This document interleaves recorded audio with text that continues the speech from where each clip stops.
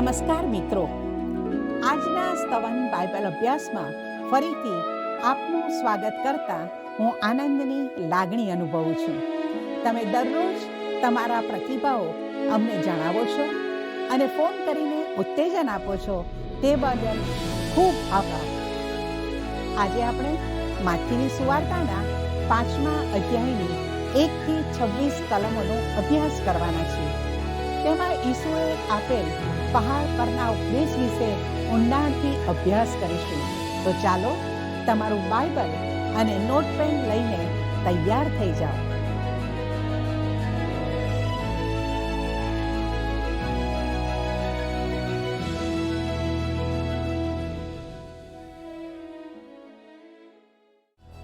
નમસ્કાર મિત્રો, માથીનું પહાડ પરના ઉપદેશનું વૃતાંત ઈસુ ખ્રિસ્તના મૂળ સંદેશની રૂપરેખા સમાન છે. તેનું વિભાજન આ રીતે કરી શકાય: 1. રાજ્યના નાગરિકોનો સ્વયં સાથે સંબંધ, જે માથી 5, 1 થી 16 છે. રાજ્યના નાગરિકોનો નિયમ સાથે સંબંધ, માથી 5, 17 થી 48 કલમ સુધી. અને 3, રાજ્યના નાગરિકોનો ઈશ્વર સાથે સંબંધ, માથી 6 અધ્યાયમાં છે. 4, રાજ્યના નાગરિકોનો બીજાઓ સાથે સંબંધ, જે માથી 7મા અધ્યાયમાં છે. મિત્રો, પહાડ પરના ઉપદેશની શરૂઆત ધન્યતાઓથી થાય છે.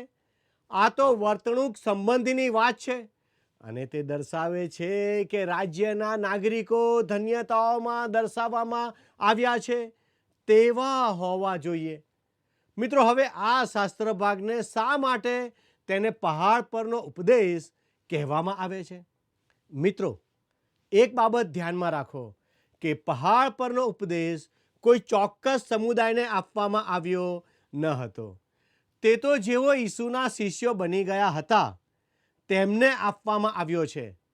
તેનો પ્રથમ ભાગ રાજ્યના નાગરિકોનો સ્વયં સાથે સંબંધ દર્શાવે છે.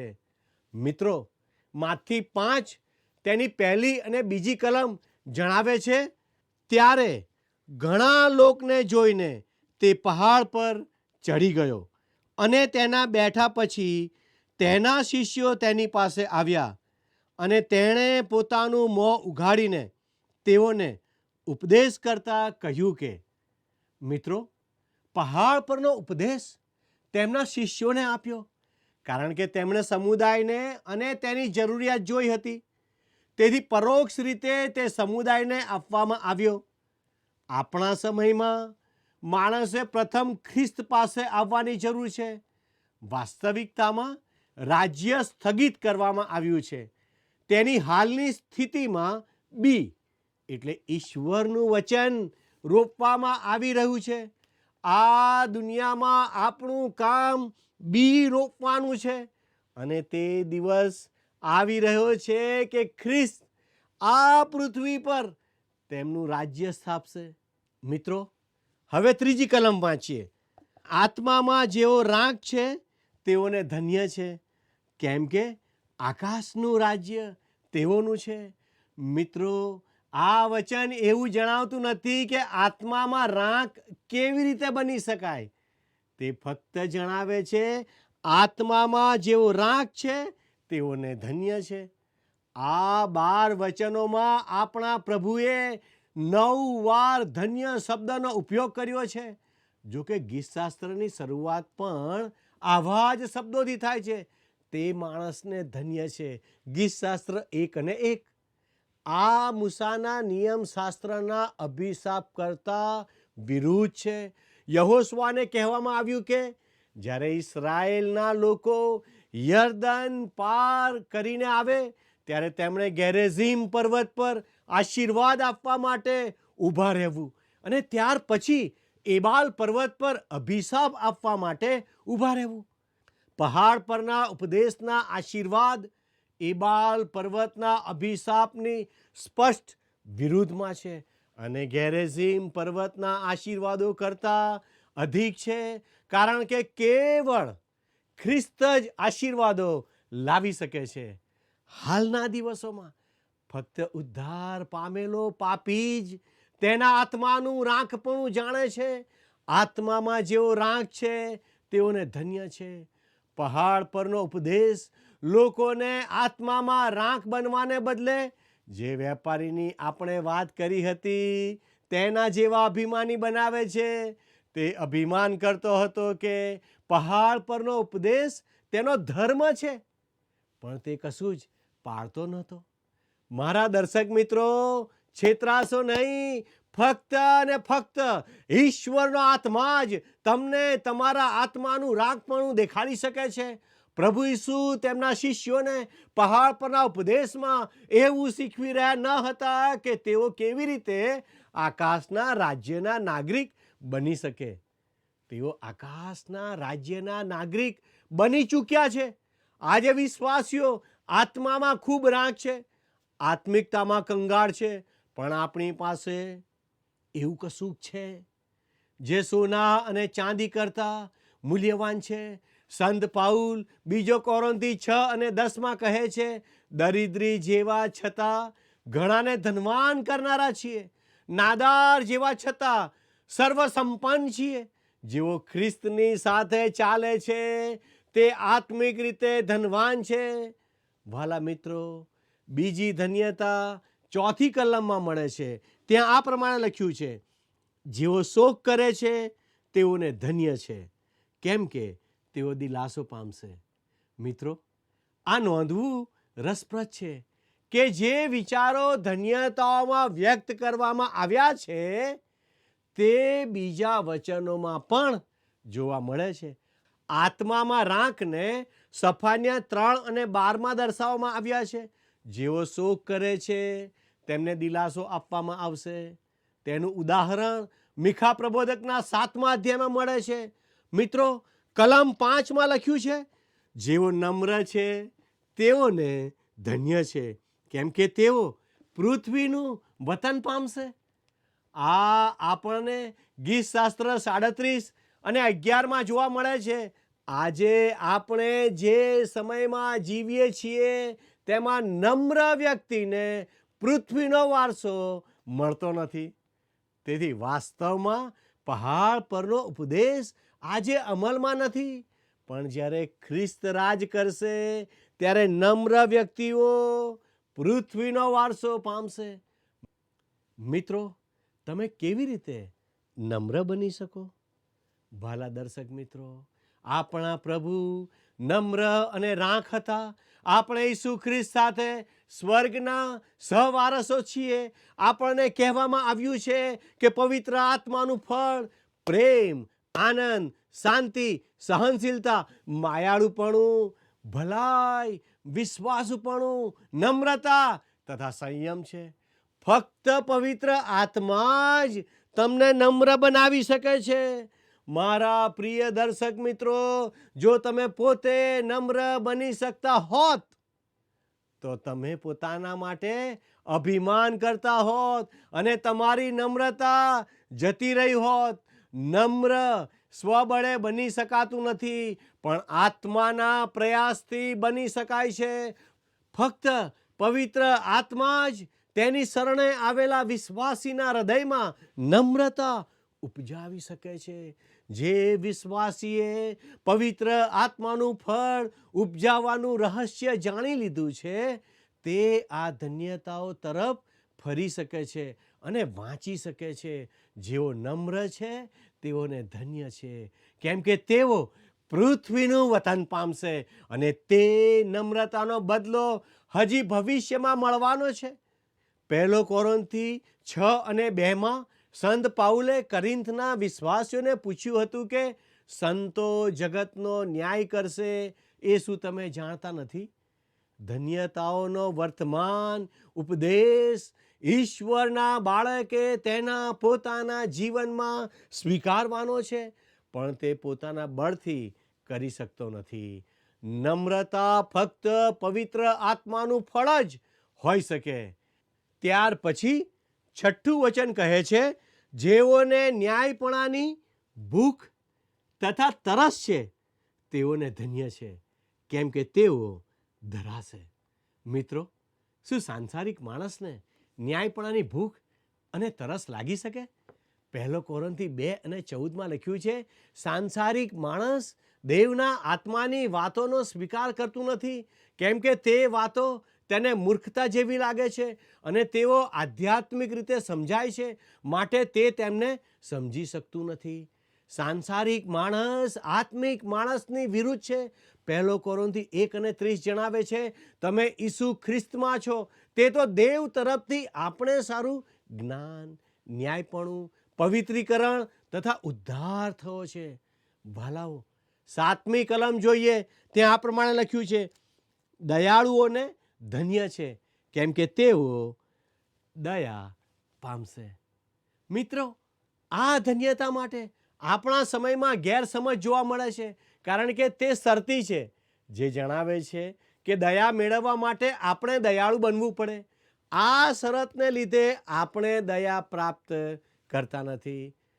તીતસ 3:5 સંત પાઉલ જણાવે છે, ત્યારે આપણા પોતાના કરેલા ન્યાયપણામાંના કૃત્યોથી નહીં, પણ તેની દયાથી, પુનર્જન્મના સ્નાનથી તથા પવિત્ર આત્માથી થયેલા નવીનીકરણથી તેણે આપણને તાર્યા. મિત્રો, આપણે દયાળુ બનવું જોઈએ, કારણ કે આપણા પર દયા દર્શાવવામાં આવી છે. 1 પિતર 2:9-10 લખ્યું છે, પણ તમે તો પસંદ કરેલી જાતિ, રાજમાન્ય યાજક વર્ગ, પવિત્ર પ્રજા તથા પ્રભુના ખાસ લોક છો, કે જેથી જેણે અંધકારમાંથી પોતાના આશ્ચર્યકારક પ્રકાશમાં આવવાનું આમંત્રણ આપ્યું છે, તેના સદ્ગુણો તમે પ્રગટ કરો. તમે પહેલાં પ્રજા જ નહોતા, પણ હવે તમે દેવની પ્રજા છો. તમે દયા પામેલા નહોતા, પણ હાલ તમે દયા પામ્યા છો. વહાલા મિત્રો, 8મી કલમ જણાવે છે, મનમાં જેઓ શુદ્ધ છે તેઓને ધન્ય છે, કેમ કે તેઓ દેવને જોશે. કોઈ માણસ એવું નહીં હોય કે તેનું હૃદય શુદ્ધ છે. માણસનું હૃદય અત્યંત ભૂંડું છે, ખરું ને? તેને કેવી રીતે શુદ્ધ કરી શકાય? 1 યોહાન 1:7 લખ્યું છે, પણ જેમ તે પ્રકાશમાં છે, તેમ જો આપણે પ્રકાશમાં ચાલીએ તો આપણને એકબીજાની સાથે સંગત છે, અને તેના પુત્ર ઈસુનું રક્ત આપણને સર્વ પાપથી શુદ્ધ કરે છે. 9મી કલમ જોઈએ, ત્યાં આ પ્રમાણે લખ્યું છે, સલાહ કરાવનારાઓને ધન્ય છે, કેમ કે તેઓ દેવના દીકરા કહેવાશે. શું તમે અત્યારે આ દુનિયામાં શાંતિ સ્થાપનાર કોઈનું નામ આપી શકો? ના ના ના, એવું કોઈ નથી જે શાંતિ આપી શકે. ખ્રિસ્ત મહાન શાંતિ સ્થાપનાર છે. તેમણે પોતાના રક્તથી ન્યાયી ઈશ્વર અને અન્યાયી માણસ વચ્ચે શાંતિ કરાવી છે. રોમન 5:1 સંત પાઉલ જણાવે છે, ત્યારે આપણને વિશ્વાસથી ન્યાયી ઠરાવવામાં આવ્યા છે. તેથી આપણે આપણા પ્રભુ ઈસુ ખ્રિસ્તને આશરે દેવની સાથે સમાધાન પામીએ છીએ. 10મી કલમમાં લખ્યું છે, ન્યાયપણાને લીધે જેઓની સતાવણી કરાય છે તેઓને ધન્ય છે, કેમ કે આકાશનું રાજ્ય તેઓનું છે. મિત્રો, આ ધન્યતા આપણા સમયમાં અને મહાવિપત્તિ કાળના સમયમાં ઇઝરાયલના બચેલા શેષને સરળતાથી લાગુ થાય છે. પણ શું જે રાજ્ય સ્થાપવાનું છે તેને લાગુ કરી શકાય? શું દરેક પ્રકારની ભૂંડાઈ તેમાંથી દૂર થઈ ગઈ હશે? ઘણા શાસ્ત્ર ભાગો દર્શાવે છે કે કસોટી કરવા માટે થોડા પ્રમાણમાં 1000 વર્ષના રાજ્ય દરમિયાન ભૂંડાઈ જોવા મળશે. 1000 વર્ષના રાજ્યના અંત ભાગમાં જે બંધ કરવામાં આવશે તે દર્શાવે છે કે 1000 વર્ષના રાજ્યમાં ભૂંડાઈ ચાલુ રહેશે, જે પ્રકટીકરણ 20:7-9 કલમ જણાવે છે.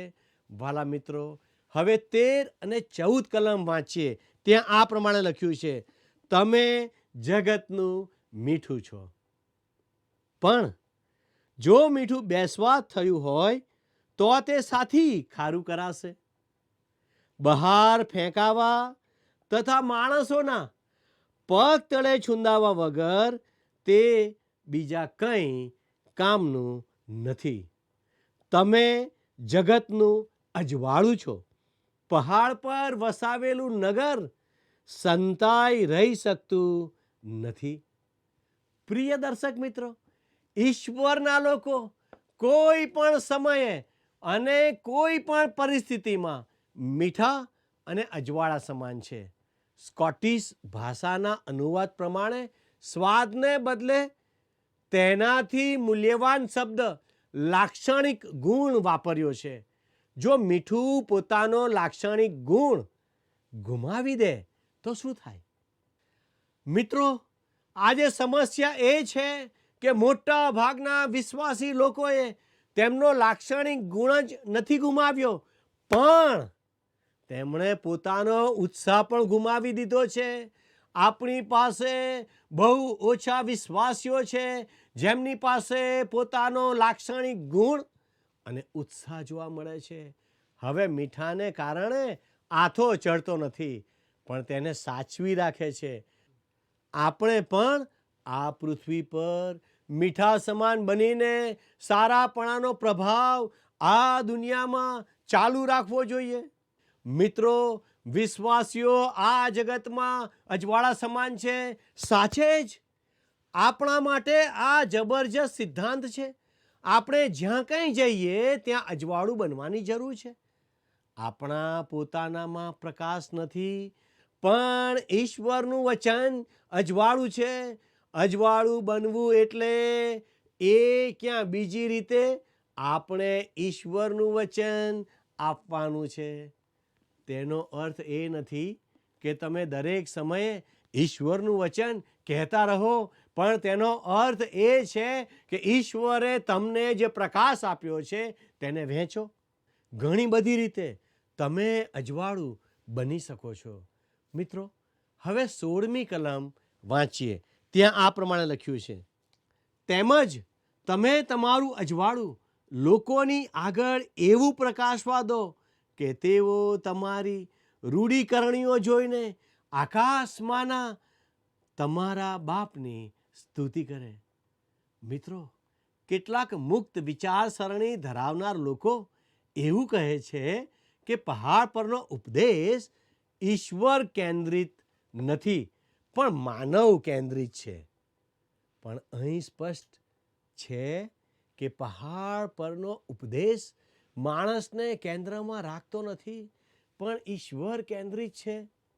આ વચન એવું કહે છે કે આપણે આ જગતમાં આપણું અજવાળું એવી રીતે પ્રકાશિત કરીએ કે આપણા સ્વર્ગીય પિતાને મહિમા આપી શકીએ. આમ પહાડ પરનો ઉપદેશ ઈશ્વર કેન્દ્રિત છે. 1000 વર્ષના રાજ્ય દરમિયાન રાજ્યના સમયમાં જે પણ કહેવામાં કે કરવામાં આવશે તે ઈશ્વર કેન્દ્રિત હશે. અને વર્તમાન યુગમાં આ ખોવાયેલી દુનિયામાં જેમ હું અને તમે જીવીએ છીએ, આપણો મુખ્ય આશય ઈશ્વરને મહિમા આપવાનો છે. આ બાબત દરેક વ્યક્તિએ ગંભીરતાથી લેવાની જરૂર છે. આપણા જીવનનો હેતુ અને લક્ષ્ય ઈશ્વરને મહિમા આપવાનો હોવો જોઈએ. હવે પછીની કલમો રાજ્યના નાગરિકોનો નિયમ સાથે સંબંધ દર્શાવે છે. મિત્રો, 17મી કલમ વાંચીએ. ત્યાં આ પ્રમાણે લખ્યું છે, નિયમશાસ્ત્ર અથવા પ્રબોધકોની વાતોનો નાશ કરવાને હું આવ્યો છું એમ ન ધારો. હું નાશ કરવા તો નહીં, પણ પૂર્ણ કરવા આવ્યો છું. મિત્રો, યાદ રાખો કે મૂસાના નિયમનો ભાગ વિધિઓનો ભાગ છે. ખ્રિસ્તે આ દુનિયાના પાપો માટે બલિદાન આપ્યું. ખ્રિસ્ત નિયમનો ભંગ કરવા નહીં, પણ તેને પરિપૂર્ણ કરવા આવ્યા. તેમણે પૃથ્વી પરના જીવનમાં તેને પરિપૂર્ણ કર્યું અને માણસ સામે જે ધોરણ રાખવામાં આવ્યું હતું તેને હાંસલ કર્યું. ઈશ્વરનું ધોરણ બદલાયું નથી, પણ તમે અને હું આપણા પોતાના બળથી ન્યાયપણું મેળવી શકતા નથી. આપણને ઉદ્ધારકની જરૂર છે, આપણને દયાની જરૂર છે. અને જ્યારે આપણે ખ્રિસ્ત પાસે આવીએ છીએ ત્યારે આપણે દયા મેળવીએ છીએ. મિત્રો, આવો 18મી કલમ શું જણાવે છે તે જોઈએ. કેમ કે હું તમને ખચિત કહું છું કે આકાશ તથા પૃથ્વી જતા રહે ત્યાં સુધી સગડા પૂરા થયા વગર નિયમશાસ્ત્રમાંથી એક કાનો અથવા એક માત્રા જતી રહેશે નહીં. હું એમ નથી કહેતો કે આપણને મૂસાનું નિયમશાસ્ત્ર તોડવાની છૂટ છે.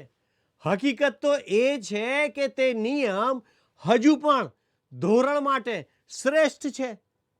તે દર્શાવે છે કે હું ઈશ્વરના ધોરણને પામી શકતો નથી. વાલા દર્શક મિત્રો, તે મને ખ્રિસ્તના વધસ્તંભ પાસે દોરી જાય છે, જે નિયમને ઈસુ ખ્રિસ્તે પાળીને પરિપૂર્ણ કર્યો.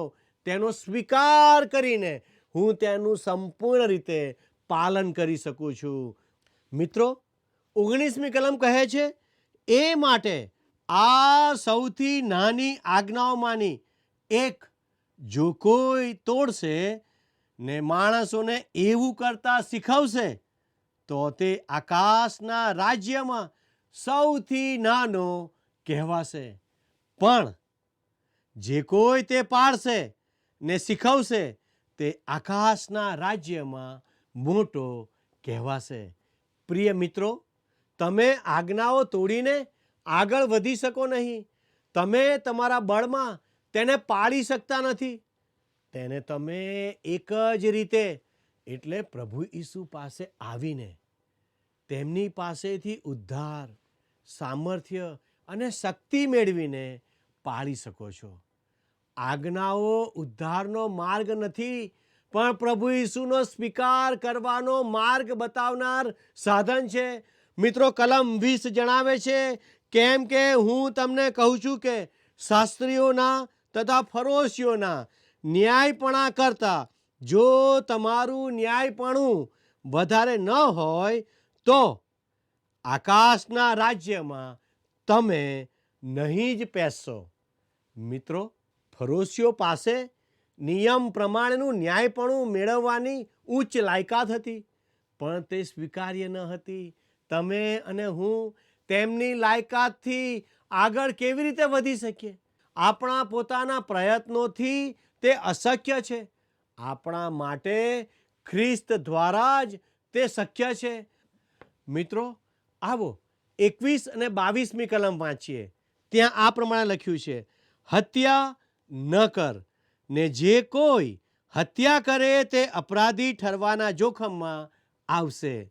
એમ પુરાતન કાળમાં લોકોને કહેલું હતું, એ તમે સાંભળ્યું છે. પણ હું તમને કહું છું કે જે કોઈ પોતાના ભાઈ પર અમથો ક્રોધ કરે છે તે અપરાધી ઠરવાના જોખમમાં આવશે. અને જે કોઈ પોતાના ભાઈને પાજી કહેશે તે ન્યાય સભાથી અપરાધી ઠરવાના જોખમમાં આવશે. અને જે તેને કહેશે કે તું મૂર્ખ છે તે અગ્નિની ગહેનાના જોખમમાં આવશે. પ્રિય મિત્રો, આ અદ્ભુત વિધાન છે. તેનો અર્થ એ થાય કે જો તમે તમારા ભાઈ પર ગુસ્સે થાવ છો તો તમે હત્યારા છો. તમે નિયમ તોડીને આગળ વધી શકતા નથી. પહાડ પરનો ઉપદેશ તમારો ધર્મ છે. તેવી મોંથી કબૂલાત કરીને તમે તેના દરેક ભાગને તોડી શકો નહીં. મારા દર્શક મિત્રો, આપણ સૌને ઉદ્ધારકની જરૂર છે, જેમણે નિયમનું સંપૂર્ણ પાલન કર્યું. તે તેમનું ન્યાયપણું આપણામાં આરોપણ કરે છે. 26મી કલમ જણાવે છે, હું તને ખચિત કહું છું કે તું છેલ્લી દમણી ચૂકવીશ નહીં, ત્યાં લગી તું ત્યાંથી બહાર નીકળનાર જ નથી. ઈસુ અહીં કહે છે તે નોંધો. હું ખચિત તને કહું છું. અહીં તે તેમના શિક્ષણને મૂસાના શિક્ષણથી ઉપર મૂકે છે.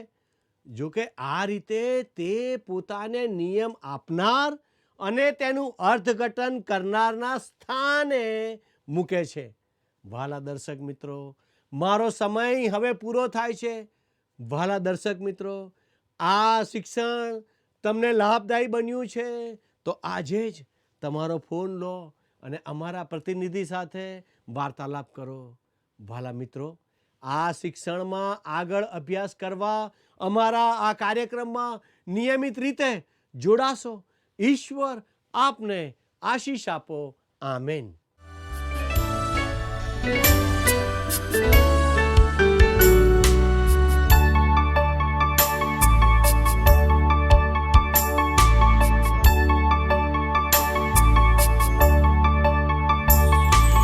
દુનિયાનો તું રચના,